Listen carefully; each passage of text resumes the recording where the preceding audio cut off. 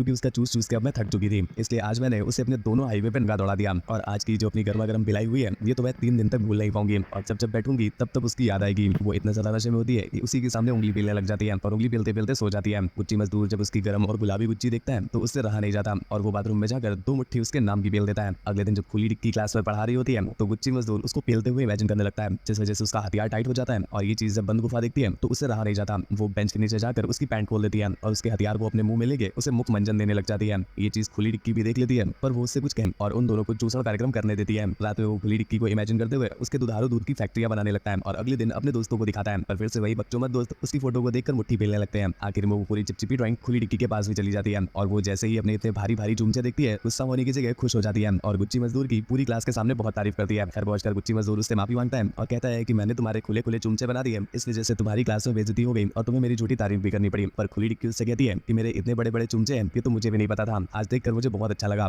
ये सुनकर गुच्ची मजदूर उसके चुमचों में हाथ डाल देता है और उन्हें दबाने लग जाता है। वो जब उसे छुपाकर मजदूरी कर ही रहा होता है कि तभी वहां पर उसके दोस्त आ जाते हैं और उसे अपनी टीचर के साथ मजदूरी करते हुए पकड़ लेते हैं। ये देखकर गुच्ची मजदूर उन्हें चेयर से बांध देता है और उन्हें समझाता है कि ये बात वो कॉलेज जाकर किसी को नहीं बताएंगे। पर वो लोग उल्टा उस पर गुस्सा करने लगते हैं, ये कह के कि तुम्हारे घर में खुली टिक्की रहती है और तुम रोज इसकी टिक्की चाटते हो, तुमने मुझे कभी क्यों नहीं बताया। जिस पर खुली टिक्की से कहती है कि बस इतनी सी बात है तो तुम परेशान मत हो, तुम्हारे लॉलीपॉप को चटवाने का इंतजाम मैं अभी ही कर सकती हूँ। ये बोलकर वो उसे अपने साथ एक क्लब में ले जाती है जहाँ पर चारों तरफ प्यासी लड़कियां नंग नाच रही होती हैं। वो उनमें से किसी भी दुधारू और मोटी टिक्की वाली लड़की को पकड़ने के लिए बोलती है, जिसके बाद वो लड़कियां उन दोनों को एक कोपचे में ले जाकर चरम सुख देने लग जाती है। फिर ये भी अपने सारे कपड़े निकालकर उनके साथ वही खुले में ही पिलाई और रिलाई चालू कर देते हैं। घर लौटकर